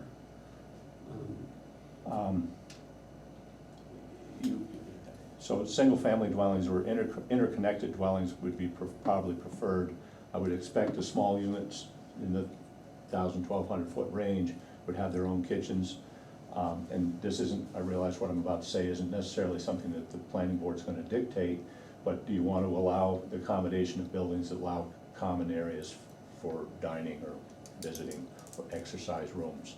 But how practical is that in, you know, in the common, It is, yeah? I think it is. I mean, the party that came to me talking about a piece of land, it never occurred to me, I didn't even think about that lot, so. And Yeah, again- but let's not talk No, about no, but I'm just specific- trying to say that there are possibles. Okay, Well, I think if you're gonna limit square footage, say To to the 1,000 or 1,200, but then unit you size. don't include, but you allow common areas separately, because that gets to your point, if people do wanna be able to get together, it makes it more livable for the people there to be able to say, I don't need to have this room in my area, if I can go, Yeah, if I can go watch television with everybody else over there, I don't need a Right. family room, or if we wanna have a birthday party, I don't need a dining room to have a birthday A party. massive dining room. Right. I go down to the common area. So I think, I agree with a lot of what you're saying, if you had a square foot limit, I think senior housing sort of by definition is ground floor only. yeah. That makes it very hard to retrofit some of these bigger houses in town The to cost of very retrofitting, many units, which then means if you allow clustering for new construction, then that provides a zoning incentive to say if we wanted to do 4 or 6 or whatever, and then allow a common area, then that, again, puts in the economy of scale. And you know, retrofitting houses it's to this exceedingly kind of thing expensive. is expensive. It's expensive, Yeah. to make things, you Well, as know, soon as there's more than two, it gets worse because of fire code issues. right, and hallways in older houses are too narrow, and doorways are too narrow, and you're just gonna have limited retrofit opportunities, more limited than we think I'd from like to our bring it building. back to, do we need incentives? So what kinds of incentives do you have in mind? Like I just mentioned, expanding the number of units that a place could convert to. Would you allow it for new construction? I'd certainly consider it. That's it. Did you read the article I wrote? I've read it. Yeah, I've so read it allows for new construction, you read it. Mhm. But it's totally limited to the Lyme Common District. Yeah, And, as Brett points out, those are expensive properties. well, that's And why there's not- that's what we're talking about. Okay. I'm asking everybody in the room, do we need incentives to make it viable? I think you have to. I Yeah. think within the Lyme Common District, I think you'll have a building footprint issue. We talked about this on another matter the other day. Yep. And I think that building footprint, and I think that's probably the one thing that you'd need to address. So, Lot coverage Because for of the building single footprint. floor Right. limitation, you just Yeah. can't expand out. Yeah, and I think if you have that, and if you have a septic accommodation, it's nothing that the state wouldn't require anyway, where you obviously can't exceed septic I mean, load. that's a given, you're Right, limited by. Right, The that's what I'm state- trying to say, Yeah. so, you know, if, what you really need to do is choose a ceiling number of units, and I have no mathematics to back it up, because I haven't even thought it through or talked to anybody. But if you said, look, no more than 10 units, period, in 10 acres, there are, you know, or whatever acreage you decided, I just think if you start putting more than 10 units in any of these buildings, you're gonna have quite a colossus, and I'd have to think about the square footage of that too, because that's Right. a 12,000 What square foot about building. allowing? Green Mountain Studios is about 12,000 feet on the Oh, ground. is that what it is? Yeah, It's 12,000 footprint? yeah. Okay. It's closer to 1,400, Is it? 14,000, yeah. 14,000? Yeah, It's I don't closer to know, I've 14. heard all kinds of numbers and I haven't measured it, Yeah, so. I think last time I checked, because I was looking at it for you Yeah. for the front awning. Right, yeah, Um, yeah, you're probably right, And but anyway, just, But to the point of, for existing units and conversions, I think it's gonna be naturally limited. I mean, Well, if you wouldn't get there, okay? You'd never get, you know, you were talking about allowing 12 units instead of 6. Well- I don't think it's ever gonna be You know, feasible. there's It no is building feasible. that you could really do it. Wait a second, No. what? It is feasible, it's not feasible on all lots, Okay, okay? Right. But I think actually it is feasible. And if you have those guidelines, and obviously everybody needs to think it through and think about the septic issues. I think it's feasible on other lots, you just wouldn't get to the 10, but nobody said you had to get to 10. Everybody would say you can't go over 10. right. What if you looked at it, I'm just throwing the number out, 1 unit per acre of lot size? Then you're gonna kill it in a lot common district. But I'm wondering if going up, up to 10, because that would be your 10. Well, let's just, for conversation, and again, I don't know the math of it, it's to say you've got a 2-acre lot, and septic system allows you 8 units. Now, and again, I Okay, haven't that's- figured this all through, but, you'll have a bunch of issues that will come because of lot coverage and so on and so forth, and that's where the town will have to decide what they want. Well, I think, If there were no regulations, septic is gonna be. septic will control, and then you have to decide how much you wanna control it beyond that.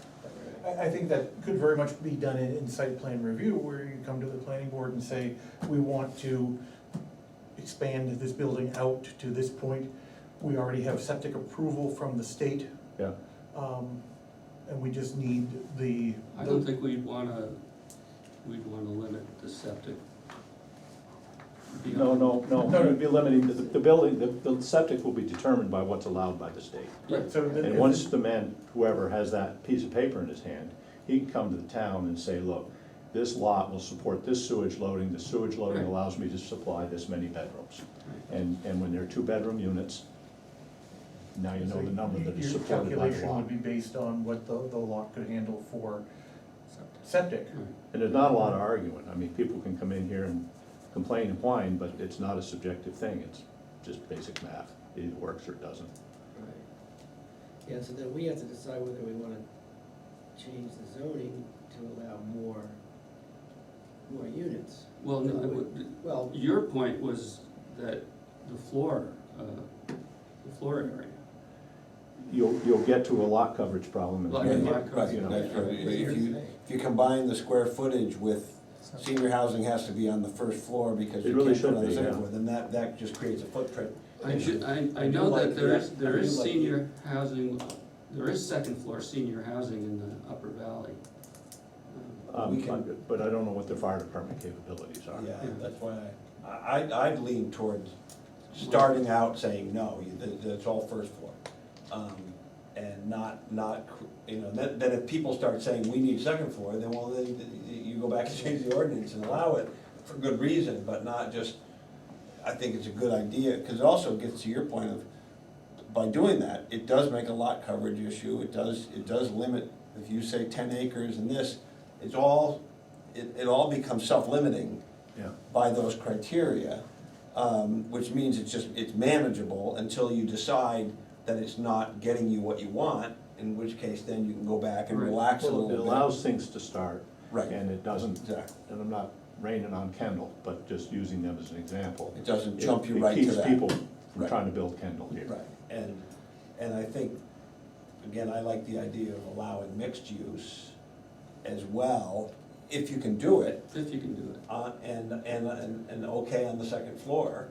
Again, if you're a developer and you got a coverage problem, and you want mixed development, you're gonna put it on the second floor, because you got a building footprint I mean, there would problem. have to be some sensitivity about, you're not gonna put a gymnasium or a disco in there. No, You might have a hairdresser, but things that seniors Or are senior friendly, professional senior offices or friendly, something. not only that they would use, but that, Well, for them to live with. That might be tough, because if you're trying to put businesses on the second floor, I think you're gonna have a hard time filling them if you get too restrictive. Right. I mean, a lawyer's office certainly isn't gonna be a detriment to any seniors living in proximity, for example.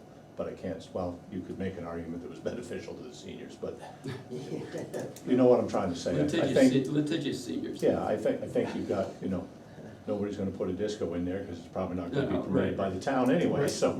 Right, I'm just not sure that you need to be concerned about that. okay. Yeah. I mean, I will say that mixed use, the planning conferences I've gone to, they always say retail on the first floor, residences on the second. Right, but Yeah. for senior But housing, for senior that's on housing, private, right. that's on private. I would agree, Yeah, I would right. agree normally, absolutely. The other thing, remember though, when you're talking about,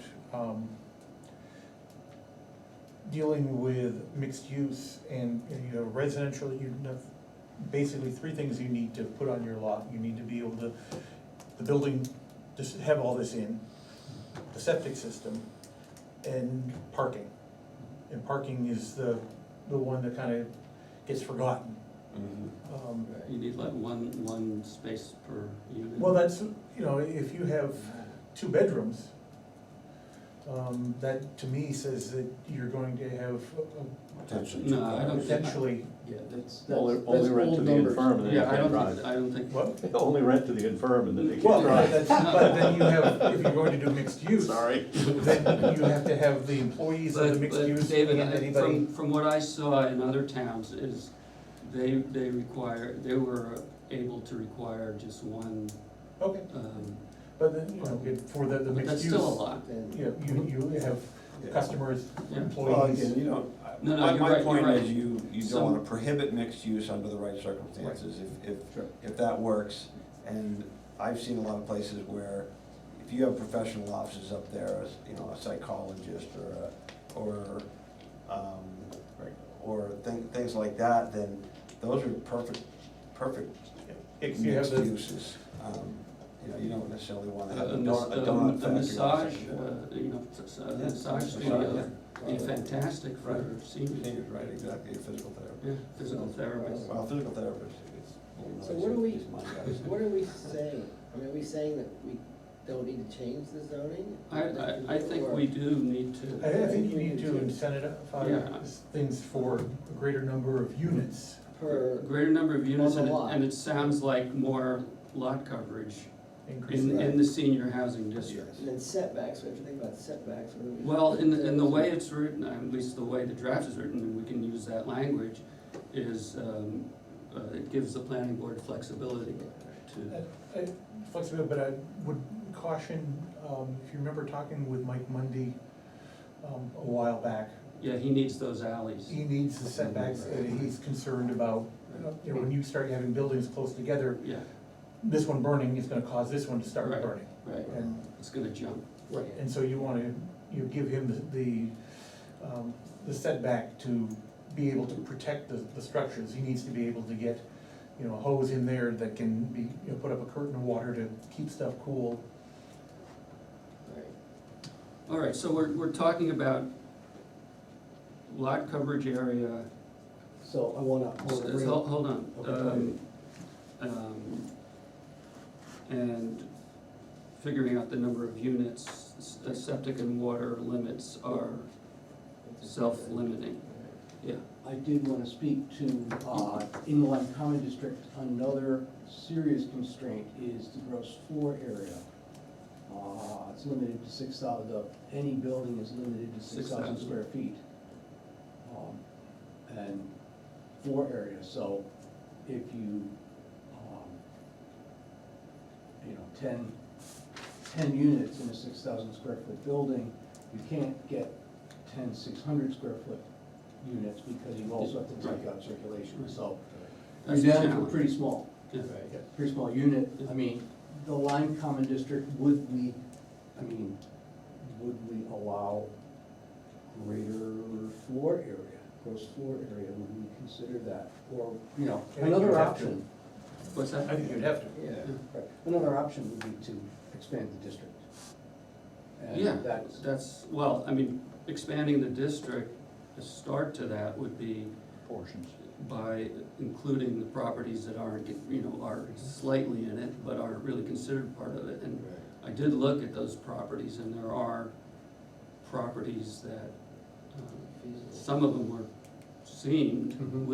we don't know, but they seemed quite feasible. Yeah. I'm reluctant to give myself anything else to do. And I'm also reluctant to give you much else to do. But I wonder if it would be probably a good idea to sit down and have a conversation with a septic engineer and you and myself, not necessarily at the same time, and pick average soils for a fictitious lot of a certain acreage and just see how it comes out. That would be helpful, Because I think to that's sit exactly here what I and do was what we're thinking. doing, I think, Somebody's just gotta sit down and do the math. because that's what it's gonna come down to, and I think, you know, I just listening to this here, I think everybody kind of agrees all about the same thing, it's just bumper pins about the finer points of it. And I think that would probably tell the story so that everybody knows really more what they're talking I about. think that's a great idea. We did, when doing the build-out, I looked at the septic capacity, but I based it on some generic numbers. Basically, we looked, you know, the DES has a table that says if you have the perfect conditions, you have a maximum of 2,000 gallons per day per acre. But there are better soil types and better slopes, and so you have a table that, you have a factor that increases that as those things increase. So basically, the 2,000 gallons per day per acre is the baseline. And then, you know, if you have really good soils, really flat soils, that's going to increase that by a. And there's a nitrates thing that I don't think that's addressing. That does not address the nitrates. Right. I didn't have any information to be able to do that. Yeah. So that's where having a septic designer or soil scientist be able to. So when do you think you could do that? Well, let me get to we have, the board has one meeting in each of the next 2 months because of Thanksgiving and, Two next month, oh, we do have 2 next month? I think so. Oh, I'm in the wrong month. Yeah, that's No, we have October. 2 next, yeah. You're ahead of And yourself, then John. two- Yeah, okay, I'm more panicked than I need to be.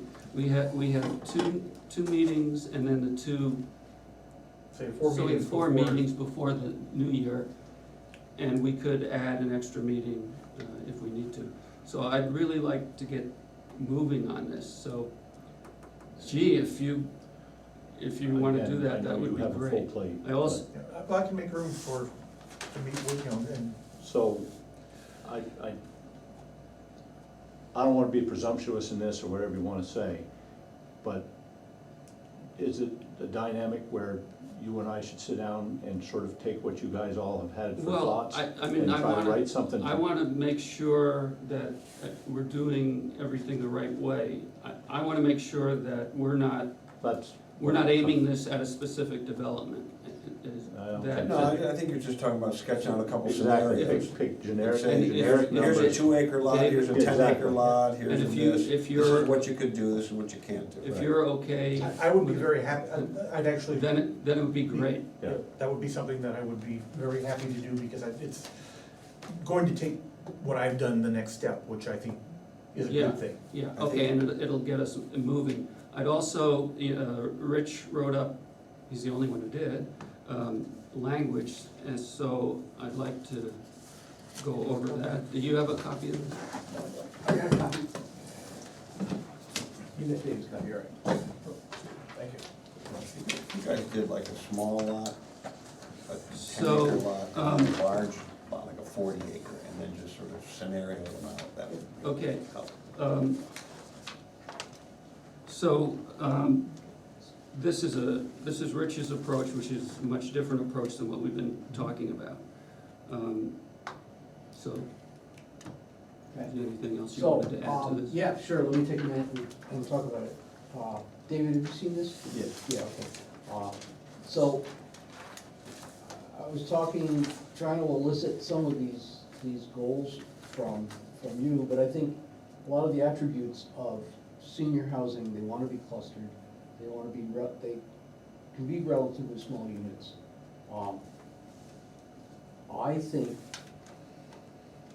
the realities of the expense and the distance from from really the center of town for a lot of the property in the Lyme Common District argues that it's not gonna happen, that it won't be feasible Well, I in the Lyme didn't follow that Common last, the District. distance from the center of Yeah, town in the Lyme so Common it's District? about 1.5 miles from the fire station or whatever to the post office. So, Mile and a half? No. It's pretty, depends how you walk, I guess. because you have to walk all the way out to Oh, you High mean- Street and back. Not as the crow flies. Oh, yeah, right now it's a close ride. I mean, we're saying we'd like it to be, we would really like it all to be walkable. High Street is not walkable. I mean, I think And so- what, the way I would put it is Mhm. to make it as close as possible and as walkable as possible. okay. So- We're not gonna have a perfect situation. It is a tough Yeah. topography, there's no question about it. But what- I do think that having it central is important. And in fact, one of the people I talked to said it didn't have to be, that people can figure out how to drive. Let me go through the 3 points that I think are important. Definition of senior housing, just go with the HOPA,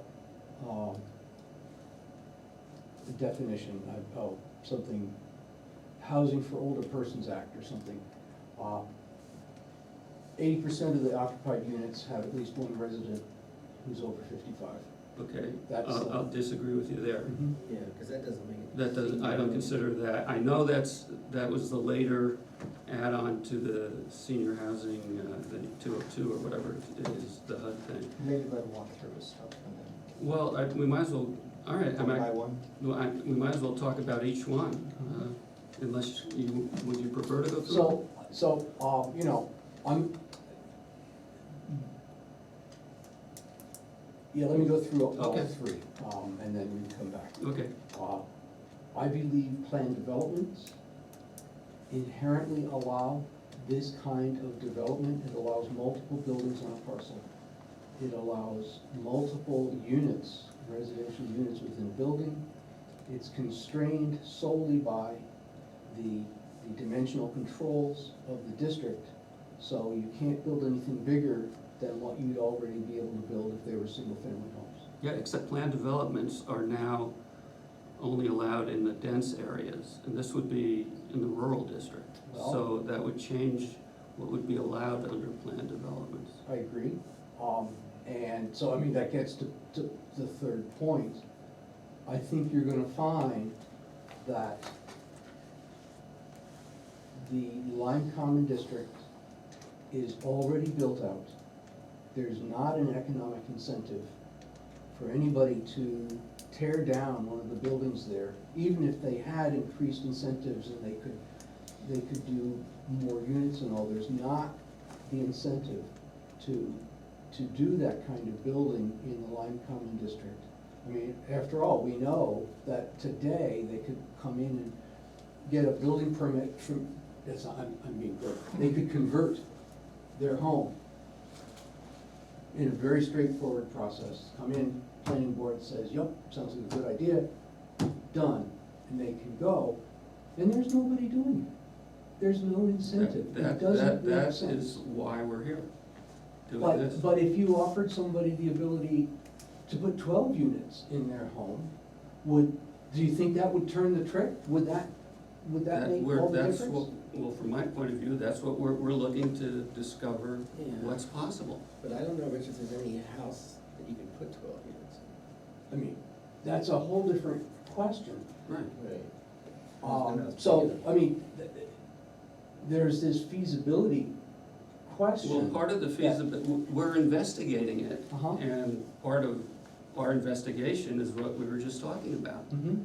So I'm not ready to throw out the possibility that it could work until and if we're shown that it can't work.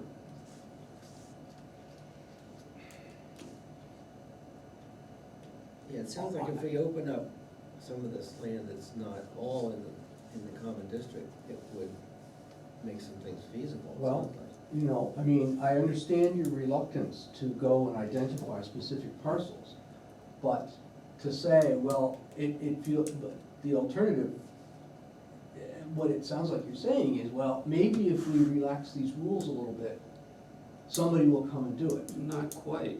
I think, again, if you just heard the conversation, Uh-huh.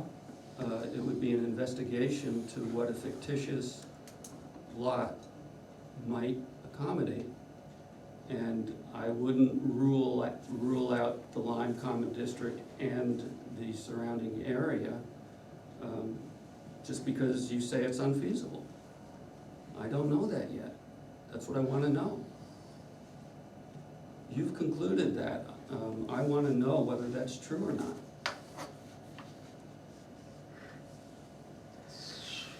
So how are we gonna decide what's feasible in the Lyme Common District? Because I think that's where your argument hinges. It's not an argument, it's a discussion. Well, And, but John- and what Mhm. what were they just talking about? Is there any reason why we should go ahead and do that? Do you think Are that, there any do you, 10-acre do you, parcels? do you think that David should go ahead and do what we just discussed? Or is it a waste of time?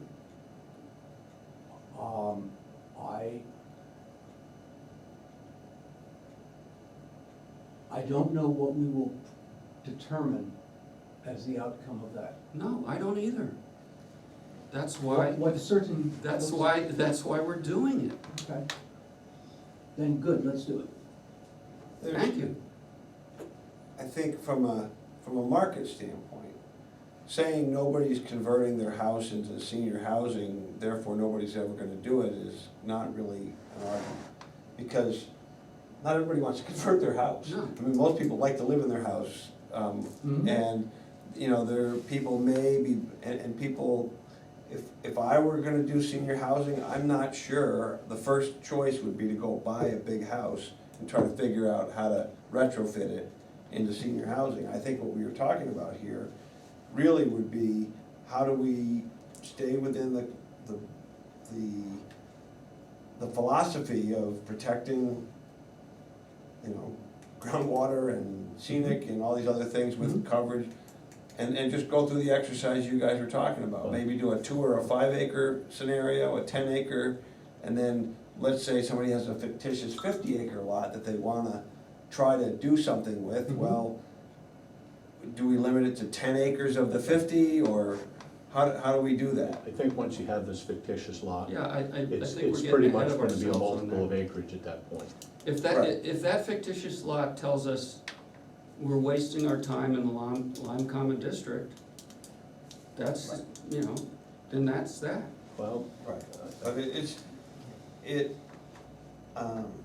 I think those are gonna be, those will provide some incentives for either new construction, and it would also be allowable under conversion. Well, I think what we can take away from the results of your investigation will be, is there a way, okay, so you might come back and we go, oh, well, this is just a rosy scenario, everything's wonderful, unlikely. But what it'll tell us is, all right, we need, if there's a solution, we need to change this criteria, that criteria, and that criteria to make it workable. And I And think then that's. also then, you know, once you have that criteria, you can then look at lot sizes, and you're not looking at individual lots, but lot sizes, and say, okay, you know, if you have a lot of this size, it has the potential. Or you look and say, there are no lots of this size, and so there is no potential. Right, So I think exactly. it's, Yeah, 'cause I mean, when we did the build-out, we eliminated about half of the common because it just looked like there was no potential. If I may bring up, Rich, on your language, Yeah. I have one issue that I would like to bring up. Sure. It's very bad legislation to tack on things together. The because. Right. Plan development should sit by, in my opinion, Mhm. should Yep. sit by itself. Okay. And senior housing should sit by itself, because you have two separate things. As the person that has to enforce this, trying to figure out what part of plan development is senior housing and what part of senior housing it's planned development for a project, and people trying to do the project, trying to read through that and Okay. figure it out. So you can have planned development that does this, and you can have senior housing that does this. They can do the same types of things. Mm-hmm. You can write them that way, but if you have them as separate, it is so much easier to. Well, that's why I think it's better to work, it can be completely different than what I did, but if you're gonna do it, put it in an article where it's a standalone. So, I understand, I think I understand what you're saying. How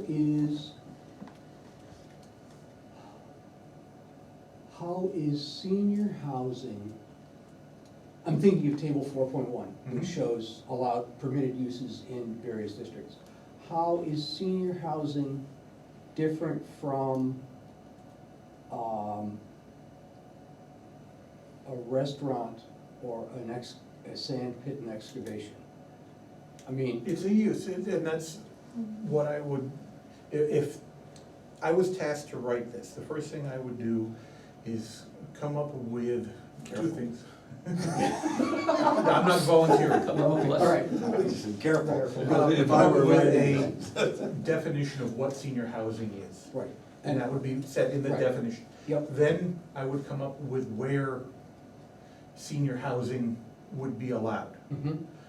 Very much like you have the conservation districts, would define the goals of senior housing, Mhm. kind of the defense of why you want senior housing, where it's going to be allowed. And then you would have your own article of senior housing that would Mhm. get into the nitty-gritty of, you're going to allow X number of units for X number of area, you're going to allow mixed use, you're going to allow only on first floor. Those types of things would be in your article. So there'd be basically 3 sections that you would Right. look at, so that when you're evaluating a senior housing development, you look at the definitions. Does this meet the definition of senior housing? Yes, it does. Here is the definition of where you're going to allow it. Does it meet where you're going to allow it? Yes, it's in that Right. district. Right.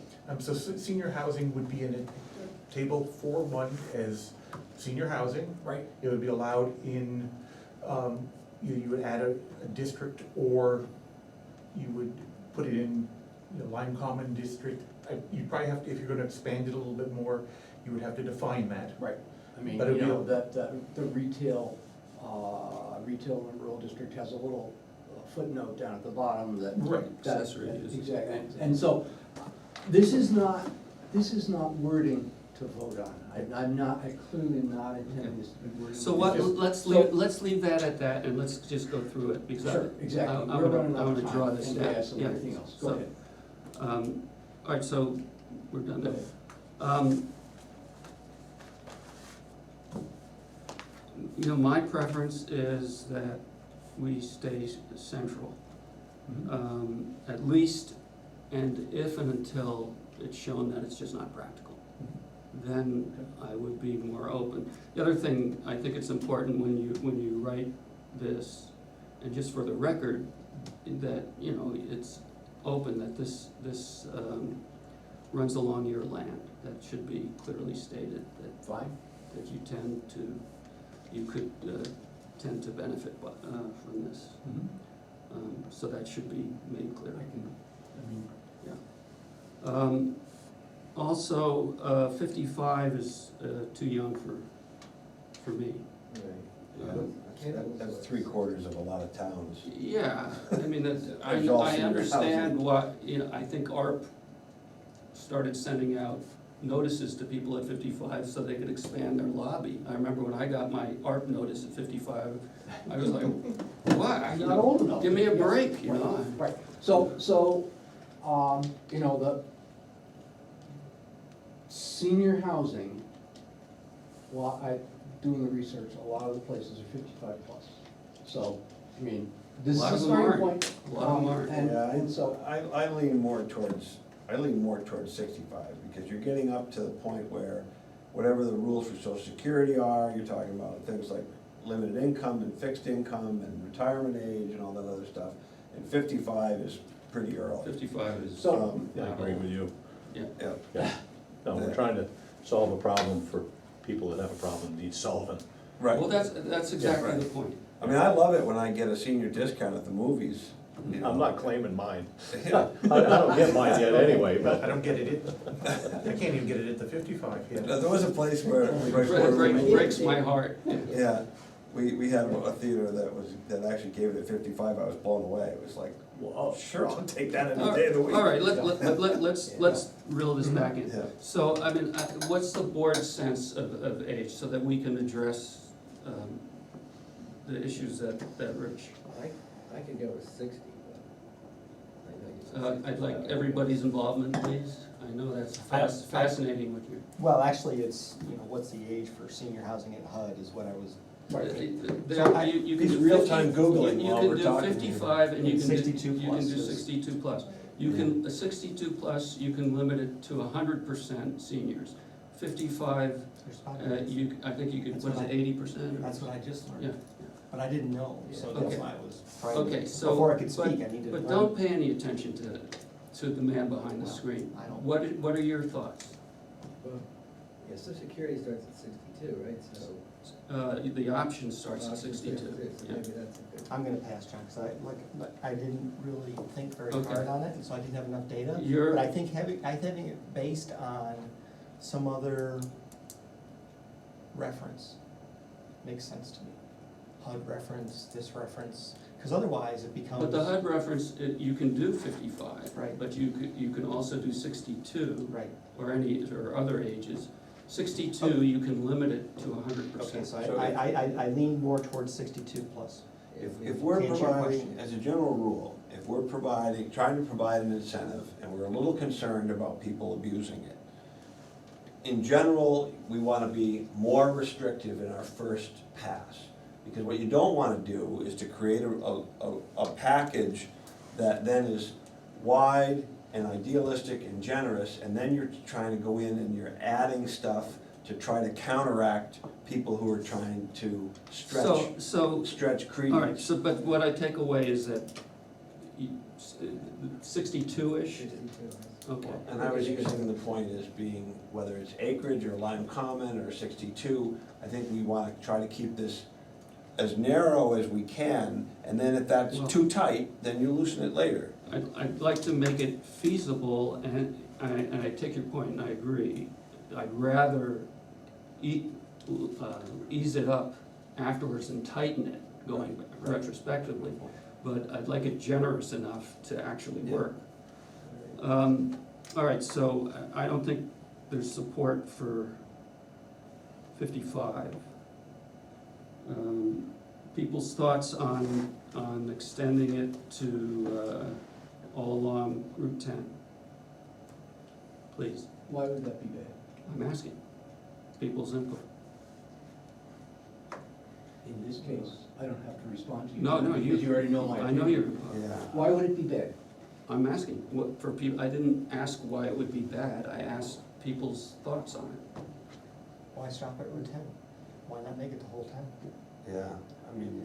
What's why not? I think one of the big things that I've what's- heard out of all the discussions with members of the public is they want it centralized around the services. Right. And so I think that, there's, Route 10 does provide good access.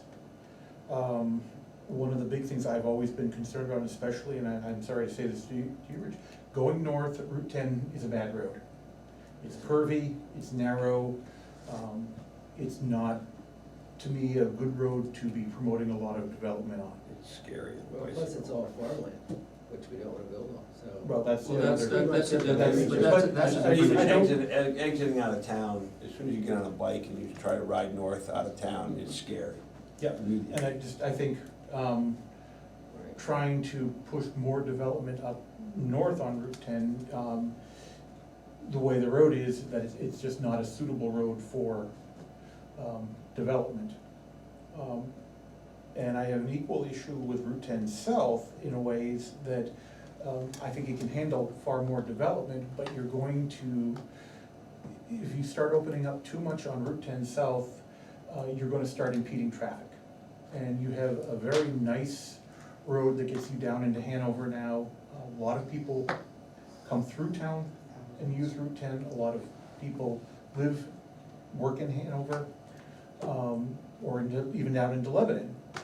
And if you put a lot of development off at Route 10, you run the risk that the state is going to decide that that road has too much traffic coming into it and drops the speed limit down. And then you lose that nice artery into basically all the shopping, all the major employment. So I believe it does have potential, but you need to be careful about how much you allow. And that may be a conversation to have with DOT to find out, at what point are they going to decide that needs to be slowed down? Well, what I would prefer, the approach I would prefer is to start at the center and expand out from the center a little bit if necessary. So that's my preferred approach. And so is there support for Rich's approach? Or not? No, not for No, me. I don't think so. I'd like to keep it I'm a little worried, I'm worried about sprawl all up and down Route 10. And in Maine, we had kind of the same thing where DOT passed rules about curb cuts, trying to restrict curb cuts because they had stretches of highway that they were getting so many driveways and so many things in that exactly what was happening. They had to reduce the speed limits, and then they would spend all this money upgrading and widening the highway and whatever, and then next thing you know, there's people are hitting the brakes every 10 feet because somebody's turning. I think, I agree with the central line philosophy. And I also think that once you do this, which sooner or later you're gonna figure out how this is gonna get done, as far as the ordinance is concerned, then I think you're gonna take a deep breath for 4 or 5 years and let people have time to get through things. Because as I say, I know there's somebody that's actively having a conversation. And, I have nothing to do with it other than I was asked to have a conversation with them. So I have no ulterior motive, but I think that what you and I are talking about doing with a fictitious lot, I just think you're gonna find that there's quite a lot you can do in the common area. I mean, I can think of buildings that would fit the mold. All And right, sometimes you well, just need to, it's not a closed loop That's here. great to hear. And I appreciate that you two will be working on that. Well, we don't get along well at all. Well, that's a given. Force yourself. That's a given. It's 9 o'clock. I think we've done enough damage. I'm content with this discussion. Enough damage. Yeah. And I'd like to thank everybody. And I would also like to say going forward that my attitude about this is that we're trying to get somewhere. I'd like not to approach this as in a binary way. So that's my thought on it, that this board, to the degree that it can work together to get everybody together for a solution that's good for the town, should be our goal. Yes, sir.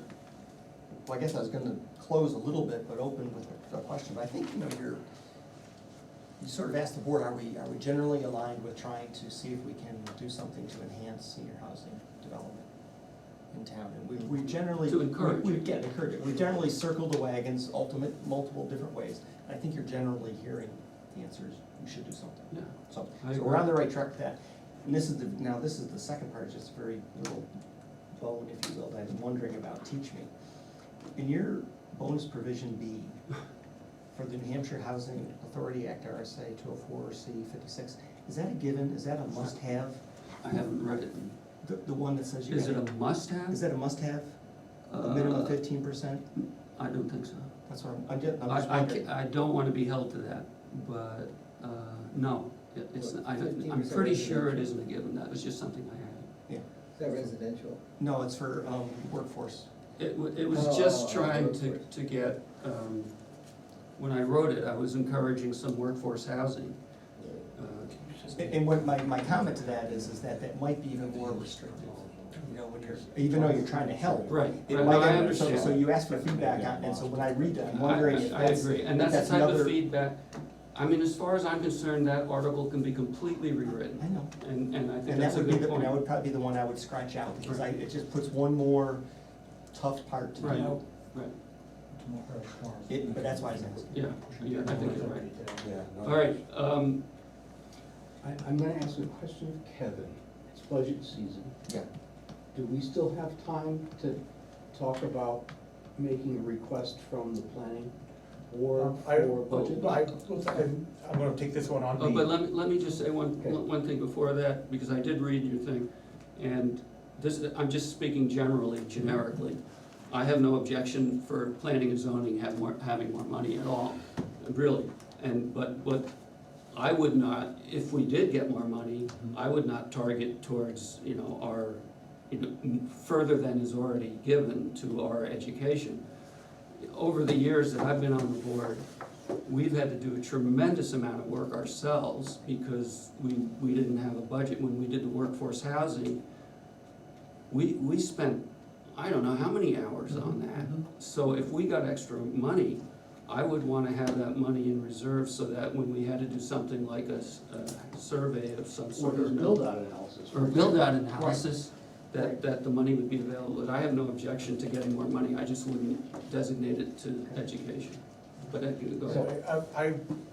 I misunderstood Dina's instructions on when to get the budget in. Okay. I've already had to submit it.